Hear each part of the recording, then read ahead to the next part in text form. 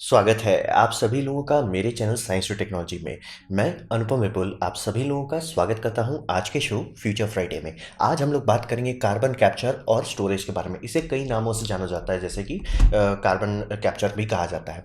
तो समझिए समस्या क्या है कार्बन के साथ। तो कार्बन डाइऑक्साइड यानी कि जो कंपाउंड के बारे में बात कर रहे हैं, यानी ये कंपाउंड में एक कार्बन होता है, दो ऑक्सीजन एटम का एक कंपाउंड बन जाता है, एक बॉन्डिंग करके जो बनता है। ये एक कलरलेस और ओडरलेस गैस है, यानी कि इसे ना सूंघ सकते हैं ना देख सकते हैं। और इसका तिगड़म वाला बात यह हो जाता है कि हर एलिमेंट को अगर आप लेंगे तो वो एक स्पेक्ट्रम में, यानी इलेक्ट्रोमैग्नेटिक स्पेक्ट्रम का एक चीज़ के साथ वो बहुत अच्छे से इंटरेक्शन करता है, बाकी सबको इग्नोर कर सकता है। तो वैसा हर चीज़ में होता है, कंपाउंड में भी होता है। जब तक बहुत बड़े कंपाउंड नहीं होंगे, जनरली होगा कि 90% इसके आर पार जा सकता है, ये स्पेक्ट्रम जो है भिड़ जाएगा, फिल्टर के जैसा बिहेव करने लगता है।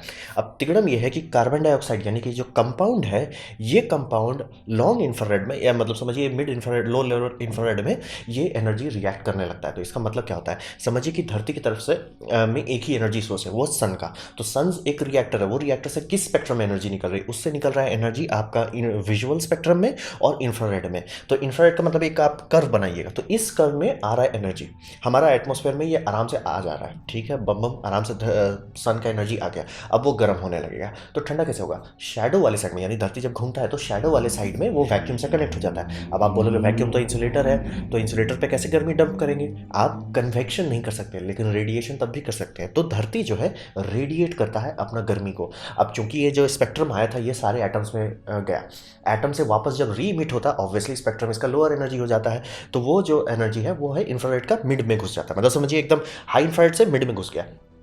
अब यहाँ पे तिगड़म आता है कार्बन डाइऑक्साइड का, कि ये जो एनर्जी डंप कर रही है धरती, यानी जो समझिए अपने आप को ठंडा कर रही है, वहीं पे ठंडा करने का तरीका जो है वो कार्बन डाइऑक्साइड रोक दे रहा है। यानी कार्बन डाइऑक्साइड धरती को गर्म नहीं कर रहा, धरती का ठंडा करने वाले सिस्टम में बैंड बजा दे रहा है।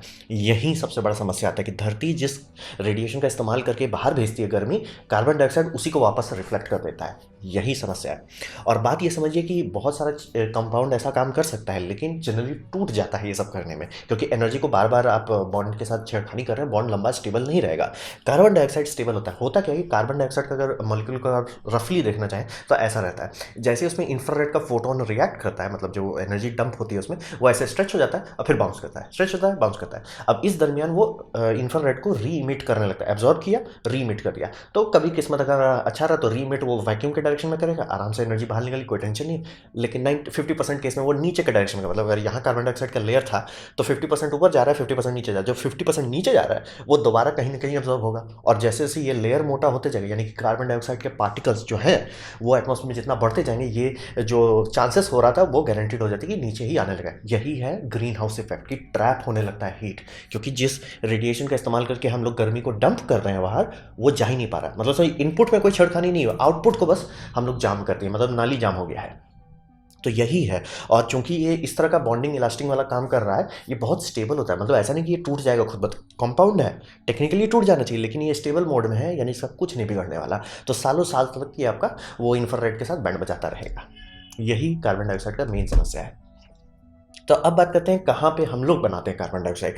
तो कार्बन डाइऑक्साइड का दो तरह का आप सोर्स मान के चल सकते हैं। एक होता है हाई कॉन्सेंट्रेशन सोर्स, यानी कि पूरा इंसानियत का भरपुष्ट अमाउंट में कार्बन डाइऑक्साइड ये सब जगह से निकलता है। ये सब हो गए जैसे आपके बड़े बड़े पावर प्लांट, जो कि कोल हों, जो कि नेचुरल गैस पे चल रहे हों, मतलब बड़े बड़े भरपुष्ट पावर प्लांट्स ये बनाते हैं। फिर बिग इंडस्ट्री जिसमें सीमेंट, कॉन्क्रीट और बहुत सारे और इंडस्ट्री जो होते हैं, जैसे स्टील मैन्युफैक्चरिंग, ये सब बम बम अमाउंट में कार्बन डाइऑक्साइड लेता है। तो मतलब अगर आपको खूब कॉन्सेंट्रेशन खोजना कि कहाँ पे इंसानियत सबसे ज़्यादा कॉन्सेंट्रेशन में डंप कर रहा है, वो आपको इंडस्ट्री और वो पावर प्लांट में मिल जाएगा। फिर दूसरा होता है स्कैटर्ड सोर्सेस, यानी कि जो हर जगह फैला हुआ है, जैसे कि आपका ट्रांसपोर्टेशन हो जाए। ट्रांसपोर्टेशन जो एक इंडस्ट्री है वो हर समय हर जगह चलिए, ट्रांसपोर्टेशन का मतलब वही होता है point A to point B, तो उस दरमियान में वो पूरा कार्बन डाइऑक्साइड छोड़ रहा है। कॉन्क्रीट जैसा चीज़ है, और बहुत सारे ऐसे चीज़ होते हैं जिसे आप बना रहे हैं, वो उस टाइम कार्बन डाइऑक्साइड रिलीज कर रहा है। बहुत सारा, मतलब ऑलमोस्ट हम लोग हर जो चीज़ करते हैं वो कार्बन डाइऑक्साइड रिलीज करता है। बस ये मतलब सबसे कॉन्सेंट्रेशन के मामले में ये सबसे ज़्यादा खतरनाक रहता है। और मतलब अगर आप स्कैटर देखना चाहेंगे जिसमें तब भी कुछ इम्पैक्ट रहे, वो आपका ट्रांसपोर्टेशन इंडस्ट्री आती है। और इसमें सब बात करें, लैंड सी एयर सब पोल्यूट करता है, और एक्चुअली हम लोग हर जो चीज़ करते हैं वो पोल्यूट करता रहता है। तो लोकेशन यही है, लोकेशन का दो सोर्सेस है, एक डेंसिटी वाला, एक स्प्रेड आउट। अब बात करते हैं तो हमारे पास औज़ार क्या है इस कार्बन डाइऑक्साइड को हैंडल करने का जो औज़ार के बारे में बात होता है वो होता है कि औज़ार आप रखोगे कहाँ, क्योंकि right tool for the right job सबसे पहला क्वेश्चन आता है। तो हिसाब ये आता है कि आप अगर मान लिया आपके पास टेक्नोलॉजी है, कोई मशीन है, कुछ भी हो, उसे आप सही जगह पे लगा देते हैं जहाँ पे जो सोर्स है, कॉन्सेंट्रेटेड सोर्स है, आपको ज़्यादा फायदा होगा। एग्जाम्पल के तौर पर अगर आप इसे पावर प्लांट में ही लगा देते हैं, भैया ये कोल पावर प्लांट जो कार्बन डाइऑक्साइड डालेगा एटमॉस्फेयर में, उसको डालने से पहले ही हम कैप्चर कर लेते हैं, तो वो अगर आप करते हैं हाई कॉन्सेंट्रेशन का आपको फायदा मिलता है। लेकिन साइड इफेक्ट होता है कि वो लोकेशन लिमिटेड हो जाता है, यानी कि कहाँ पे पावर प्लांट है आपको वहीं पे पूरा मशीन बनाना पड़ेगा। मान लीजिए पावर प्लांट ऐसा जगह पे जहाँ पे ट्रांसपोर्ट करने में बहुत खर्चा हो, या वहाँ पे आपको जो चीज़ आप खोज रहे हैं ना मिले, आप लटक जाएंगे। तो एक फायदा मिलता है कॉन्सेंट्रेशन का, मतलब CO2 निकालना, मतलब एटमॉस्फेयर में जाने से पहले रोक देना हाई कॉन्सेंट्रेशन वाले जगह पे सबसे आसान होता है, क्योंकि मेन एक मोटा पाइप से आ रहा है, आप आराम से उसको रोक सकते हैं। तो वो उसका फायदा होता है कि कॉन्सेंट्रेशन का बम फायदा मिलता है। लेकिन लोकेशन लिमिट कर देता है कि आपको बड़े पावर प्लांट में, बड़े स्टील मिल के, बड़े इसका सीमेंट फैक्ट्री के बगल में बनाना पड़ेगा। तो ये इसका फायदा और नुकसान है। बम इनपुट आ रहा है लेकिन आपको लोकेशन लिमिट हो जा रहा है। दूसरा होता है इसको नॉर्मल हवा से ही खींच लिया जाए, जैसे पेड़ जो होता है कहीं कहीं भी लगा दिया जाए पूरे पृथ्वी में, वो ऑक्सीजन मतलब एटमॉस्फेयर से आराम से कार्बन डाइऑक्साइड खींच सकता है। तो वैसा क्यों ना किया जाए। तो ये दो औजार हमारे पास है, एक है जो हाई कॉन्सेंट्रेशन के लिए बनाया जाता है, जो एकदम खास तरह बना, हाई टेम्परेचर, हाई मतलब कॉन्सेंट्रेशन पे काम करेगा। दूसरा होता है जो एम्बियंट पे काम कर सके। तो इससे क्या फायदा होता है, लो मतलब नुकसान जो पड़ता है लो कॉन्सेंट्रेशन, यानी अगर आपको CO2 से कुछ करना है, ज़्यादा आपके पास मिलेगा नहीं। मतलब अगर आप चाह रहे हैं कि CO2 बेचना चाहते हैं मान लीजिए, या चाहते हैं कि उससे हम प्लांट में कुछ कर लें, कुछ भी आपका जो भी आपका करने का इच्छा है वो कर लें, वो आपको फायदेमंद रहेगा हाई कॉन्सेंट्रेशन वाले एरिया में, क्योंकि CO2 आ रहा है। यहाँ पे अगर आप उसका कहते हैं एम्बियंट, सिर्फ हवा से सांस ले रहा है, उससे कार्बन डाइऑक्साइड निकाल रहा है, क्या ऐसा किया जा सकता है? किया जा सकता है। प्लांट पेड़ पौधा वही करता है, लेकिन मतलब इसमें डेंसिटी जो है, यानी कितना कार्बन डाइऑक्साइड आप निकाल पाएंगे, वो लिमिटेड हो जाता है।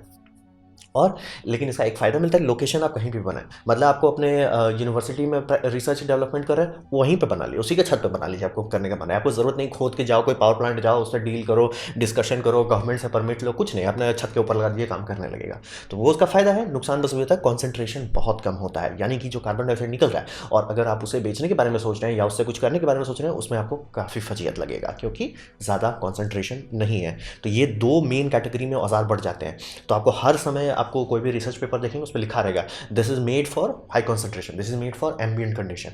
मतलब हवा से कहीं खींच लेना और एक पावर प्लांट से खींचना, दोनों के लिए अलग अलग औजार चाहिए। अब बात करते हैं CO2 का करें तो करें क्या, मतलब जब आपको मिल गया है CO2 तो करें क्या। तो रियलिटी में, हकीकत में हिसाब ये है कि हम लोग को एटमॉस्फेयर में जो कार्बन डाइऑक्साइड अभी ऐड कर रहे हैं वो रोकना पड़ेगा, और जैसे जैसे समय बीतता जाएगा उसे वापस हटाना पड़ेगा, क्योंकि ये जो इंफ्रारेड का जो वापस बाउंस बैक हो रहा है, ये हज़ारों साल तक रहेगा। ऐसा नहीं है कि कार्बन डाइऑक्साइड डिके कर जाएगा, जैसे ओजोन होता है डिके कर जाता है, वैसा नहीं है। ये टिका रहेगा, और ये हीट का इफेक्ट हम लोग कई साल तक, कई हज़ार साल तक गूंजता रहेगा। तो इसीलिए पहले तो हम लोग को एक काम करना है, ब्लीडिंग रोको, मतलब और जो कचरा डाल रहे नहीं है उसको रोक दिया जाए। तो वो तो पहला स्टेप होता है। दूसरा स्टेप होता है कि वापस इसको, नहीं भैया आप तुम अंदर जाओ, मतलब ये इसे सुधारना पड़ेगा। लेकिन अभी समझिए ऐसा है कि हम लोग ब्लीडिंग कर रहे हैं, तो डॉक्टर पहले बोलेगा भैया पहले ब्लीडिंग सुधारो, उसके बाद बोलेगा भैया ये इन्फेक्शन को संभालो, मतलब स्टेप 1 बाय 1 चलेगा। तो हिसाब ये बन रहा है कि कार्बन डाइऑक्साइड जब हम लोग एटमॉस्फेयर से निकाल रहे हैं, तो उसमें एक एलिमेंट है जिसमें एनर्जी हो सकता है अगर वो किसी और चीज़ के साथ बॉन्डेड हो, जैसे कि कार्बन।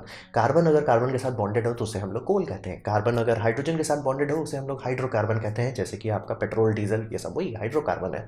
तो हिसाब ये रहता है कि हम लोग एटमॉस्फेयर से निकालें और उसका इस्तेमाल करके ईंधन बना लें।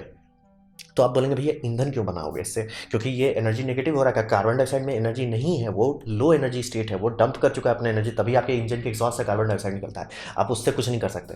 लेकिन मान लीजिए आप एनर्जी डालते हैं, जैसे कि सोलर एनर्जी डालते हैं, तो जैसे LG बायोफ्यूल होता है कि LG कर क्या रहा है, एटमॉस्फेयर से कार्बन डाइऑक्साइड निकाला, ये करने की एनर्जी कहाँ से आ रही है, ये आ रहा है उसको सनलाइट से।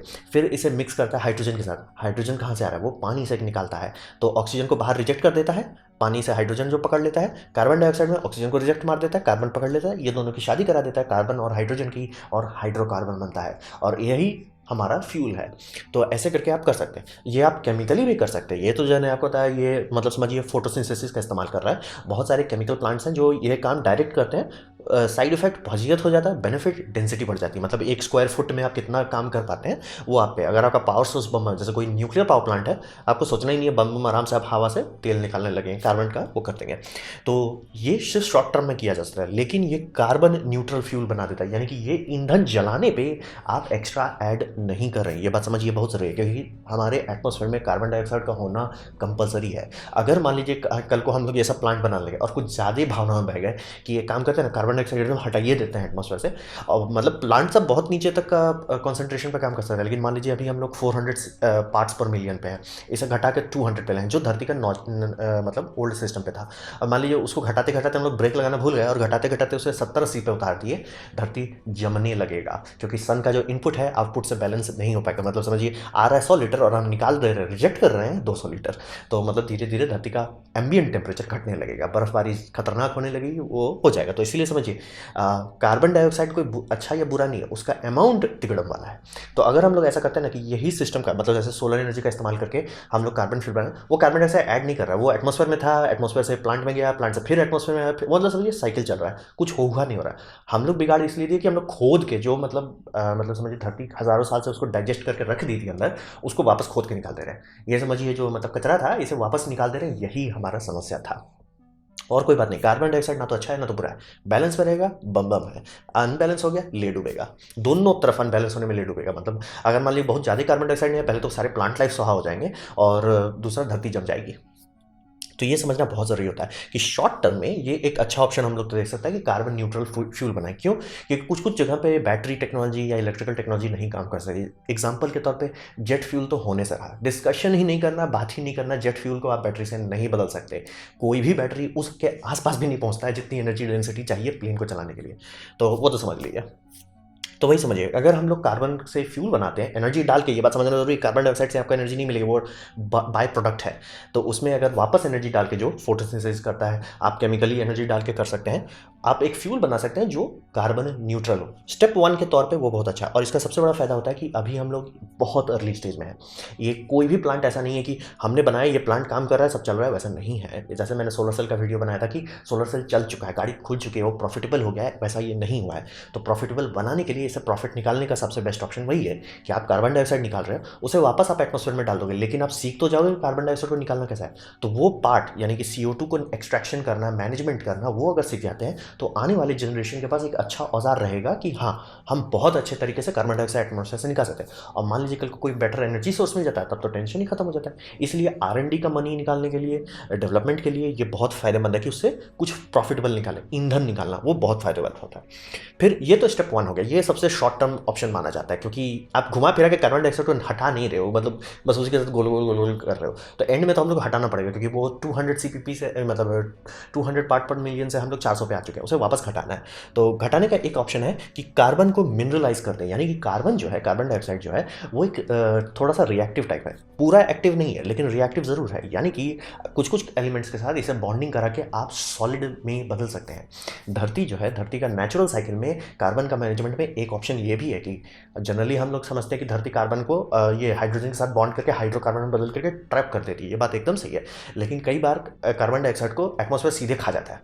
एटमॉस्फेयर लिया, धरती जो है बोला कि एक काम करते हैं, हम तुमको खा जाते हैं, हम तुमको गैसियस स्टेट से सॉलिड स्टेट में बदल देते हैं, यानी कि मिनरल में बदल देते हैं, और ये परमानेंट स्टेट हो जाता है। यानी कि कार्बन डाइऑक्साइड जो आप एटमॉस्फेयर से निकाले वो आपके हाथ में पत्थर बन जाएगा।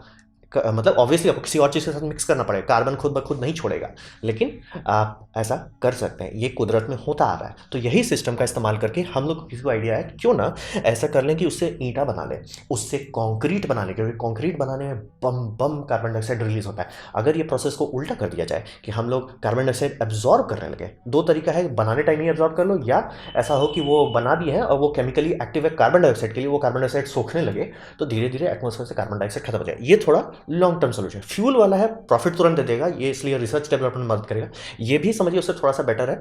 मतलब लॉन्ग टर्म में ये बेटर ज़्यादा है, लेकिन प्रॉफिट उतना नहीं आने वाला, मतलब सीमेंट और कंक्रीट बेच के बहुत ज़्यादा प्रॉफिट नहीं आने वाला आपको। तो लेकिन है ऑप्शन ये भी है कि आप इससे मतलब समझिए कार्बन डाइऑक्साइड को निकाल के सॉलिड फॉर्म में बदल के छोड़ दे रहे हैं, मतलब भूल जाओ कार्बन डाइऑक्साइड था, हमने हटा दिया उसे, सर्कुलेशन से हटा दिया, बम।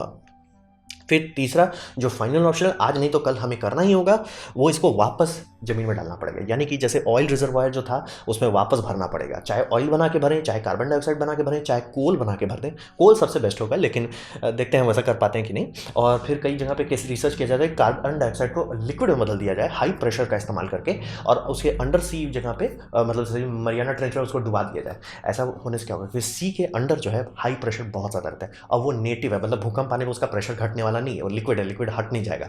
और कई किलोमीटर का पानी होने के चलते बहुत ज़्यादा प्रेशर है, अगर वो लिक्विड स्टेट में रह जाता है वहाँ पे तो वो चेंज नहीं हो पाएगा, वो वहाँ फंस जाएगा, और वो परमानेंटली फंस जाएगा। मतलब समझिए सबसे डेंसिटी के मामले में बहुत ज़्यादा स्टोर कर सकते हैं समुद्र के नीचे डाल के, बहुत ज़्यादा। साइड इफेक्ट है कि वो थोड़ा धीरे धीरे करके लीच करेगा, रिएक्ट करेगा, मतलब एसिडिटी बढ़ाएगा ओशन का, लेकिन वो अभी भी हो रहा है। एटमॉस्फेयर से CO2 डायरेक्टली अभी भी लीच कर रहा है, तो फ़र्क उतना नहीं पड़ता। लेकिन अगर मेजॉरिटी कार्बन डाइऑक्साइड को मान लीजिए कि हम लोग 100 टन कार्बन डाइऑक्साइड डालें और 1-2 टन लीक कर रहा है, काफ़ी मतलब समझिए मैनेजेबल होगा। तो ये लॉन्ग टर्म, ये फाइनल सोल्यूशन होगा कि मतलब अभी सोल्यूशन नंबर 1, उसे तो दोबारा तेल बनाओ ताकि कार्बन न्यूट्रल होने लगे, रिसर्च डेवलपमेंट का पैसा आने लगे। दूसरा होगा कि आप इससे ईंटा, सीमेंट ये सब बनाने लगे ताकि लॉन्ग टर्म के लिए थोड़ा शांति रहे। और फिर परमानेंट सोल्यूशन कि वापस जो कार्बन डाइऑक्साइड निकाले थे वापस डाल दो, कुछ नहीं, वापस डाल दो। हमको ये निकालना बहुत फायदेमंद रहा, सीखने को मिला, समझने को मिला, डेवलपमेंट हुआ, ग्रोथ हुआ। अब इसका साइड इफेक्ट आ रहा है, हम लोग इसे वापस, अब लोग मेच्योर हो गए हैं, अब इसका हटा देते हैं। तो ये CO2 के साथ करना पड़ेगा। अब बात करते हैं भविष्य में क्या होने वाला है। यहाँ पे समझना बहुत ज़रूरी है कि ये टेक्नोलॉजी उस जगह पे नहीं है जहाँ पे सोलर है, उस जगह पे अभी एकदम नहीं है कि अच्छा ये प्लांट क्यों नहीं बना लेते, कुछ नहीं है, कोई भी अभी बहुत काम करना है। मतलब अभी जो बन रहे हैं उसे पायलट प्रोजेक्ट कहा जाता है, यानी कि टेस्ट करके देख रहे हैं कितना बार फेल हो। कई सारे जैसे पावर प्लांट में बनाया गया था कि जैसे नेचुरल गैस जो आता है, नेचुरल गैस में हाइड्रोजन का कॉन्सेंट्रेशन काफ़ी हाई रहता है। किसी को आइडिया है क्यों ना ऐसा कर देते हैं, उससे हाइड्रोजन से एनर्जी निकालते हैं और कार्बन डाइऑक्साइड को हम मतलब उसी टाइम में कार्बन को हटा देते हैं। फ़ायदा, ऐसा करने के लिए एनर्जी जो चाहिए, टोटल एनर्जी जो चाहिए वो आपको हाइड्रोजन से मिल जाएगा, तो वो तो फायदेमंद हो गया नहीं वो रहा। लेकिन ये प्लांट को करने में, मतलब प्लांट में ऐसा सिस्टम लगाने के लिए वो नेचुरल गैस ले, नेचुरल गैस से कार्बन को हटा दे, कार्बन को स्टोर कर ले, फिर उसे ज़मीन के अंदर डाल दे, उसमें इतना दाम बढ़ गया। बिजली, मतलब बिजली जो आप बेच रहे हैं पर यूनिट का दाम बढ़ गया, लोग खरीदना ही बंद कर दिया बिजली कि भाई ये बिजली बहुत महंगा हो गया। तो ये समझना बेहद ज़रूरी। अभी इस जगह पे नहीं है कार्बन कैप्चर टेक्नोलॉजी जो पावर प्लांट पे है, जो मतलब बिल गेट्स रिसर्च कर रहे हैं, वो सब उस जगह पे नहीं है कि ये लगाइए काम खत्म। गाड़ी खुली है, प्रोटोटाइप्स बनने लगे हैं, स्मॉल स्केल डेमो होने लगा है, लेकिन दिल्ली अभी दूर है। ये बात समझना बेहद ज़रूरी है। फिर ये समझिए फाइनल सोल्यूशन नहीं है, ये हमारा ग्लोबल वार्मिंग की समस्या को भुला नहीं देगा, बस एक औजार है। मतलब समझिए 10 औजार चाहिए सल्टाने के लिए। जैसे मैं बार बार बोलता हूँ कि हम लोग का सबसे बड़ा लिमिटेशन यही है कि हम लोग एक्सपेक्ट कर रहे हैं ना एक चीज़ कर दे सारा समझ आ जाए, सोलर कर दे सब हो जाए, विंड कर दे सब हो जाए, न्यूक्लियर फ्यूजन कर ले सब हो जाए। ऐसा नहीं होने वाला, हम लोग को मिक्स करना ही पड़ेगा। तो वैसे ये औजार भी उसी कैटेगरी में आता है। ये औजार कर लिए सारा समस्या सॉल्व हो जाएगा, नहीं, क्योंकि घूम फिर के आप वहीं पहुंच जाएंगे। अगर मान लीजिए सब लोग इसी में पड़ गया कि एक काम करते हैं ना, अभी भी फॉसिल फ्यूल ही इस्तेमाल करते हैं, तो कुछ भी करके आपको वापस फॉसल फ्यूल को डालने में ज़्यादा खर्चा आएगा, तो लंबा रास्ता में आपको निकालना ही पड़ेगा, आपको फॉसल फ्यूल को बाय बाय करना पड़ेगा। तो ये समझिए ये बस एक औजार है, जो नुकसान हमने किया उस नुकसान को अंडू करने का देगा। ठीक है भैया, मान लो 400 है, 600 तक जाने लगता है, तब तक इंसानियत डेवलपमेंट कर लेता है सारी टेक्नोलॉजी, धीरे धीरे धीरे धीरे उसे 600 से 500, 500 से 400, 400 से 300, ऐसे ऐसे करते करते 300 में मान लीजिए हम लोग छोड़ देते हैं कि भैया ठीक है अब मतलब लाइफ स्पैन, क्योंकि अब बात है कि बहुत ज़्यादा घटा देंगे तो बायोडाइवर्सिटी जो अडॉप्ट की है उसके लिए वो लटक जाएगी। भैया ये क्या बात हुआ, इंसानियत ने चेंज कर दिया फिर वापस चेंज कर दिया, भैया लटक जाएंगे। तो पता चला सुधारने के चक्कर में दूसरा मास एक्सटेंशन ले आएंगे। तो इसलिए थोड़ा सा तो लिमिट है। तो ये फाइनल सोल्यूशन नहीं है, मतलब ये कर लिया समस्या सॉल्व जाने, ये बस एक औजार है। 100 औजार के चाहिए, उसमें एक औजार ये भी है। और लेकिन ये इंपॉर्टेंट औजार है, इसे नेगलेक्ट नहीं कर सकते। काफ़ी लोग इसको नेगेटिव नज़र से देखते हैं, उसका एक कारण ये है कि अगर ये करने लगता है, काफ़ी लोग को होता है अरे तो इसका ये मतलब है कि हम लोग हमेशा फॉसल फ्यूल पे चल सकते हैं। नहीं, ऐसा नहीं है, घुमा फिरा के, क्योंकि कार्बन न्यूट्रल जो मैं बोल रहा हूँ वो 100% कार्बन न्यूट्रल नहीं है। वो समझिए कि नॉर्मल अगर आप फॉसल फ्यूल से माइनिंग करते तो 100% आप कार्बन ऐड कर रहे थे, यहाँ पे आप 75% ऐड करें, क्योंकि कोई भी प्रोसीजर 100% इफिशिएंट नहीं होता है। और प्लस वो प्लांट बनाने में जितना उसमें सीमेंट, कॉन्क्रीट, जितना मेटल, वो सब लगाने में भी जो आप कार्बन डाइऑक्साइड डाले हैं वो आपको घुमा फिरा के आप वहीं पहुंच जाएंगे, बस धीमा कर देगा। मतलब समझिए अभी जो ब्लीडिंग हो रही है उसको समझिए डॉक्टर तुरंत बैंडेड लगा के सील करने की कोशिश कर रहे हैं। तो ये औजार ज़रूरी है, इसे निगलेक्ट नहीं कर सकते। और ये भी समझना ज़रूरी है कि ये हमारा मतलब समझिए रामबाण नहीं है कि हमारी सारी समस्या को सुलझा दे। और इस तरह के बहुत सारे और औजार चाहिए, क्योंकि मैं एक चीज़ तो जानता हूँ कि जेट फ्यूल का कोई अल्टरनेटिव नहीं आने वाला है। LG जेट फ्यूल के सिवा और मुझे कुछ नहीं दिखता जो आसपास भी आता कि हम लोग का मतलब जंबो जेट को उड़ा सकें। तो सब प्लस कंक्रीट ब्रिज जो है, मान लीजिए इसका डेवलपमेंट हम लोग अच्छे से कर लेते हैं और आने वाले टाइम में ये कॉस्ट इफेक्टिव हो जाए, ये बात समझना ज़रूरी है, ये कॉस्ट इफेक्टिव हो जाए कि सारा हम लोग जो कंक्रीट प्लांट बनाते हैं ना, वो सब ऐसे ही बनाते हैं, वो कार्बन नेगेटिव ही बनाते हैं। तो देखते देखते पर्यावरण धीरे धीरे अपने आप सुधरेगा और किसी को पैसा देने का ज़रूरत नहीं पड़ेगा, किसी को इंसेंटिव देने का ज़रूरत नहीं पड़ेगा। ये हम लोग ऐसे ही करते हैं, ये मतलब पर्यावरण के लिए अच्छा है, वो तो एक्स्ट्रा बेनिफिट है, प्रॉफिट होता है यार, इसलिए करते हैं। जैसे कि सब लोग अपने घर में सोलर लगाने क्यों लगे, प्रॉफिट होता है, वही वाला बात है। तो समझिए, दिल्ली अभी थोड़ी दूर है लेकिन ट्रेन खुल चुकी है। तो ये था मेरा प्रेजेंटेशन, मतलब कार्बन कैप्चर और स्टोरेज के बारे में। उम्मीद करता हूँ आपको एक थोड़ा सा रफ आइडिया मिल गया क्या है, क्या हो क्या रहा है। तो अगर ऐसा है, लाइक कर दे, दोस्तों शेयर कर दें, उससे मेरा काफ़ी भला होगा। नहीं अच्छा लगा, नहीं पसंद आया, कोई बात नहीं, आप डिसलाइक कर सकते हैं। मैं कहूँगा डिसलाइक दो बार दबाएं, उससे मुझे पता चलेगा कितना ना पसंद हुआ है। मैं आपसे कहूँगा कि कॉमेंट लिखें, मैं हर कमेंट को पढ़ने की कोशिश करता हूँ। आपसे कहूँगा सब्सक्राइब कीजिए, बेल दबाइए अगर आप फ्री हैं। आपने मेरा वीडियो देखा, जानकर मुझे बहुत खुशी हुई। धन्यवाद।